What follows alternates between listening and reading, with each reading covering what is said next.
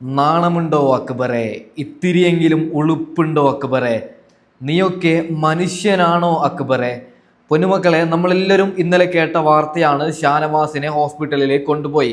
ആ വിഷയം ഞാൻ ചർച്ച ചെയ്യാം. ഷാനവാസിന്റെ സ്കാനിങ് റിപ്പോർട്ടും കാര്യങ്ങളൊക്കെ വന്നു. എന്താണ് സംഭവമെന്ന് ഞാൻ പറഞ്ഞുതരാം. മക്കളെ, ഇന്ന് ലൈവിൽ, അതായത് ഇന്ന് അക്ബർ പറയുകയാണ് ഷാനവാസ് കളിച്ചത് ഡ്രാമയാണ്, പുറത്തുള്ള കാര്യങ്ങൾ അറിയാൻ വേണ്ടി ഷാനവാസ് ചുമ്മാ ഡ്രാമ കളിച്ചു എന്നാണ് അക്ബർ പറയുന്നത്. അക്ബർ പറയുന്ന ആ രംഗം ഞാൻ ഇപ്പോൾ സൈഡിൽ വെച്ച് തരാം.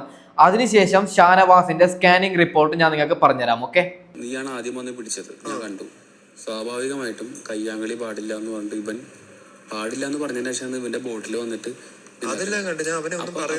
അപ്പൊ പുള്ളി വീണപ്പോ സ്വാഭാവികമായിട്ടും ഞാൻ മനസ്സിലാലോചിച്ചു, ഇത് ഡ്രാമയാണല്ലോ. സത്യം. കാരണം ഇവിടെ ഇവിടെ ഇവിടെ ഡ്രാമ കാണിക്കാത്തൊരാരാ? അതെ. എന്താണ് അക്ബറെ?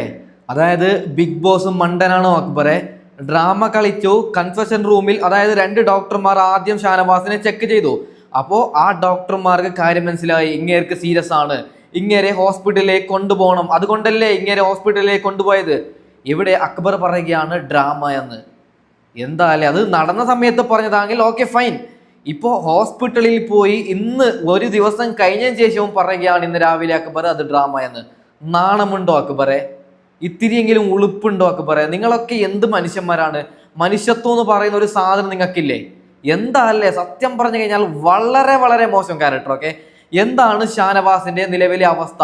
ഡോക്ടർക്ക് എന്താണ് പറയാനുള്ളത്? ആ കാര്യമാണ് നിങ്ങൾ ഇനി കേൾക്കാൻ പോകുന്നത്. ഓക്കെ, അത് കൃത്യമായിട്ടും അദ്ദേഹത്തിന്റെ നെഞ്ചിൻകൂടിലേക്ക് നോക്കി എറിയുകയാണ് ഈ പറയുന്ന കുണ്ടേശ്വരൻ. എറിയുമ്പോൾ അദ്ദേഹം ചങ്ക് പൊത്തി അവിടെ നിലത്തിരിക്കുന്നു. ഒരു കാർഡിയോജനിക് ഷോക്ക് തന്നെ ഉണ്ടാകാം. കാര്യം അത്രയും കട്ടിയുള്ള ഒരു കവർ കൊണ്ടുണ്ടാക്കിയ ഒരു പാലിന്റെ ബോക്സാണ്, ഏകദേശം 1 കിലോളം വെയിറ്റ് വരും. അതാണ് അവൻ എറിയുന്നത്. പ്രത്യേകിച്ചും അദ്ദേഹത്തിനെ സംബന്ധിച്ചോളം അദ്ദേഹം ഒരു പോസ്റ്റ് അറ്റാക്ക് പേഷ്യന്റ് ആണ്. കാര്യം ഒരു പോസ്റ്റ് അറ്റാക്ക് പേഷ്യന്റിനെ സംബന്ധിച്ചോളം ആദ്യമായിട്ട് വേണ്ടത് പ്രോപ്പർ ആയിട്ടുള്ള മെന്റൽ സ്ട്രെസ് മെയിൻറ്റെയിൻ ചെയ്യുക എന്നുള്ളതാണ്, അല്ലെ? രണ്ടാമത്തത് ഏറ്റവും വലിയൊരു ഘടകം ഡയറ്റ് പ്ലാൻ, കൃത്യമായിട്ടുള്ള മെഡിക്കേഷൻസ്. ഇപ്പൊ ഇദ്ദേഹത്തിനെ സംബന്ധിച്ചോളം ഇദ്ദേഹം അവിടെ നിലകൊള്ളുന്നത് 24 മണിക്കൂറും അഗ്രഷനോട് കൂടിയാണ്. അഗ്രഷനാണ് ഏറ്റവും കൂടുതൽ നമ്മുടെ രക്തക്കുഴലിനെ ബാധിക്കുന്നത്, അല്ലെ? നമുക്ക് വികാരങ്ങൾ അരിശം വരുമ്പോൾ എന്ത് പറ്റും? നമ്മുടെ പ്രഷർ കൂടും. എന്തിനാണ്? നമ്മൾ ആ റിയാക്ട് ചെയ്യാനുള്ള പ്രഷർ കൂടും. അപ്പം നമ്മുടെ രക്തക്കുഴലിനെ അത് ബാധിക്കും, ഇല്ലേ? അപ്പം ഇദ്ദേഹത്തിനെ സംബന്ധിച്ചോളം ഇദ്ദേഹത്തിന് ആന്റി ഹൈപ്പർടെൻസീവ് ഡ്രഗ്സ് കഴിക്കുന്നതാണ്, അതായത് പ്രഷറിനുള്ള മരുന്ന് കഴിക്കുന്ന വ്യക്തിയാണ്. ആസ്പിരിൻ കഴിക്കുന്നതാണ്, കട്ട പിടിക്കാൻ, ശരീരത്ത് ബ്ലഡ് ക്ലോട്ട് ചെയ്യാതെ ഇരിക്കാനുള്ള മരുന്ന് കഴിക്കുന്നതാണ്. എന്നതേലും ഒരു ഗെയിം വന്നു, ആ ഗെയിമിനകത്ത് ഇദ്ദേഹത്തിന്റെ ശരീരം മുറിയുക, ബ്ലീഡിങ് നിൽക്കുവോ? ഇല്ല. അതുപോലെ തന്നെ ഈ നെവിൻ കാണിച്ച ഒരു ബ്ലണ്ട് ഫോഴ്സ് ആയിട്ടുള്ള ഒരു ത്രോയാണ്. ഒരു പാക്കറ്റ് എടുത്ത് നെഞ്ചക്കൂട്ടിട്ട് എറിയാണ്. അപ്പോൾ ഒരു ഷോക്ക് തന്നെ ഉണ്ടാകാം. ഇനി ഇവനെ കണ്ടിന്യൂ ചെയ്ത് ഇവർ തമ്മിൽ ഒരു വഴക്കുണ്ടായാൽ, ഇദ്ദേഹത്തിനെ പിടിച്ച് നെഞ്ചാങ്കൂടി നോക്കി ഒരു തള്ളു കൊടുത്തു കഴിഞ്ഞാൽ അദ്ദേഹം ചത്തുപോകും, ഉറപ്പായിട്ടും ചത്തുപോകും. കാര്യം അദ്ദേഹത്തിന്റെ ഫിസിക്കൽ ഫിറ്റ്നസ് ഇപ്പം ആദ്യം കാണുന്നതിനെ കഴിഞ്ഞും ഭയങ്കര പരിതാപകരമായിട്ട് വന്നിരിക്കുകയാണ് ഇപ്പോഴത്തെ ഒരു അവസ്ഥ. ഫുഡ് നല്ല രീതിയിൽ കഴിക്കുന്നില്ല, കൊടുക്കുന്നില്ല, കിട്ടുന്നില്ല എന്ന് വേണേൽ പറയാം.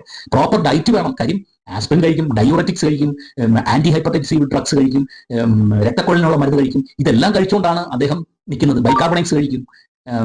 ഇതെല്ലാം കഴിച്ചുകൊണ്ടാണ് ഒരു വ്യക്തി നിൽക്കുന്നത്. അപ്പോൾ അദ്ദേഹത്തിന് പ്രോപ്പറായിട്ട് ഫുഡ് പോലും കിട്ടാത്തപ്പോഴത്തേക്കിന് അദ്ദേഹത്തിനുണ്ടാകുന്ന മാനസിക സമ്മർദ്ദം അഗ്രഷനിലേക്ക് പോവുകയാണ്. ഇതിനെല്ലാം ഉത്തരവാദി ആരാണ്? ആ കുണ്ടേശ്വരനാണ്, നെവിൻ എന്ന് പറയുന്ന കുണ്ടേശ്വരനാണ്.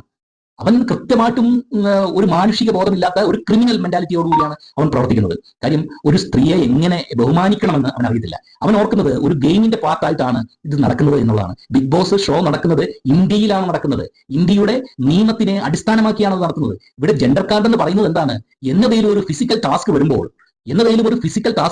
അവിടെ ആൺ പെൺ വ്യത്യാസമില്ല. അവിടെ ആൺ പെൺ വേർതിരിവില്ല.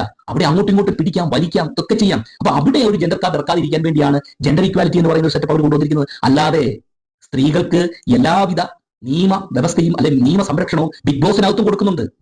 ഈ പെൺകുട്ടിയുടെ മൂക്കിന്റെ കീഴെ വന്ന് തുപ്പുക, വൃത്തികേട് പറയുക, വൃത്തികേട്ട ചേഷ്ടകൾ പ്രവർത്തിക്കുക, ഇതൊക്കെ എന്നതാണ്? ഔട്ട്റേജിങ് തന്നെയാണ്, വെറും ഔട്ട്റേജിങ് തന്നെയാണ്. ഈ കുട്ടി ഒന്ന് കംപ്ലൈന്റ് ചെയ്ത് കഴിഞ്ഞാൽ അവിടെ ആ ഷോ നിൽക്കും, ഇല്ലേ?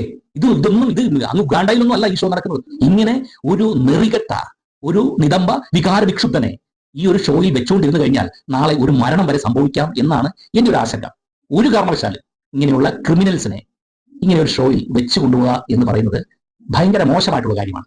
ഒരു കാര്യം കൂടെ ഞാൻ പറഞ്ഞോട്ടെ, ഈ വരുന്ന എവിക്ഷന് നെവിൻ പോകാനുള്ള ചാൻസും ഇല്ല. കാര്യം പൊന്നുമക്കളെ, ഡോക്ടർ പറഞ്ഞത് എത്ര ക്ലിയർ ആണല്ലേ?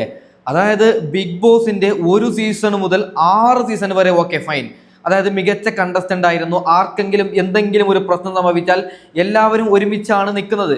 ഇപ്പോൾ അങ്ങനെയല്ല, ഒരാൾ അവിടെ വീണ് മരിച്ചാലും അത് ഡ്രാമ എന്ന് പറയുന്ന അക്ബറിനെ പോലുള്ളവർ. സത്യം പറഞ്ഞു കഴിഞ്ഞാൽ വളരെ വളരെ മോശം. ഇന്നലെ ഷാനവാസ് വീണപ്പോൾ ഉള്ള കാര്യം ഞാൻ പറയുകയാണ്, ആദിലയും നൂറയും ആ പറയുന്ന അനുമോളും മാത്രമാണ് ഇത്തിരിയെങ്കിലും സീരിയസ് ആയി എടുത്തത്. ബാക്കിയുള്ളവരെല്ലാം മണ്ടന്മാരാണ്. അനീഷ് അവിടെ ഉണ്ടായിന്, ഞാൻ അനീഷ് ഇല്ലെന്ന് പറയുന്നില്ല. അതായത് ഒരുത്തൻ വീണ് മരിച്ചാലും അവർ അത് ഗെയിമായിട്ട് കാണണം, അങ്ങനെ തന്നെ കാണുന്നവരാണ്. എന്താ അല്ലേ? ഡോക്ടർ പറഞ്ഞത് 100% സത്യമാണ്. അതായത് ഈ സീസണിൽ വെറും ബാഡ് കണ്ടസ്റ്റന്റ് ആണ്. നെവിന് ഈ ആഴ്ച ഒന്നും പുറത്തൊന്നും ആവൂല, ഓക്കെ. കാരണം നെവിൻ ഉണ്ടെങ്കിലേ ബിഗ് ബോസിന് കണ്ടന്റ് കിട്ടും. അതുകൊണ്ട് നെവിൻ ഒരിക്കലും പുറത്താക്കൂല. എന്താ അല്ലേ? എന്താണ് ഷാനവാസിന്റെ സ്ഥിതി എന്ന് ഹോസ്പിറ്റലിൽ നമ്മൾ ബന്ധപ്പെടുമ്പോൾ കിട്ടുന്ന വാർത്ത, ഷാനവാസ് തിരിച്ച് കയറി എന്നാണ്. അതായത് ഹോസ്പിറ്റലിൽ നിന്ന് ഡിസ്ചാർജ് ആയി എന്നാണ് കിട്ടുന്ന വിവരം. ഏകദേശം ഇന്നൊരു 11-12 മണിയാവുന്ന ലൈവിൽ എന്തായാലും ഷാനവാസ് ഉണ്ടാവുമെന്നാണ്, ബിഗ് ബോസിലേക്ക് കയറുമെന്നാണ് പറയുന്നത്. കാരണം ഇനി 10-12 ദിവസമല്ലേ ബിഗ് ബോസ് ഉള്ളത്. അപ്പോൾ ഇത്രയും ദിവസം റിസ്ക് എടുത്ത് ഷാനവാസിനെ പുറത്താക്കാൻ ബിഗ് ബോസ് എന്തായാലും നോക്കൂല. പിന്നെ ഇപ്പോൾ അക്ബറിന്റെ വലിയ സംശയം, ഇനിയിപ്പോൾ ഷാനവാസിന് പുറത്തുള്ള കാര്യം അറിഞ്ഞു കാണുമോ എന്നാണ്. എന്തായാലും ഒരു കാര്യം ഞാൻ പറയുകയാണ് ബോസണ്ണനോട്, ബിഗ് ബോസിനോട്, അവിടെ ആരെങ്കിലും വീണ് മരിക്കാതെ ഒന്ന് നോക്കണം, ഓക്കെ. നിങ്ങൾക്ക് പേടിയാവുന്നുണ്ട് സത്യം പറഞ്ഞു കഴിഞ്ഞാൽ. അപ്പോൾ ഏതായാലും ഞാൻ വൈൻഡ് അപ്പ് ചെയ്യുന്നു, ഓക്കെ, ബൈ.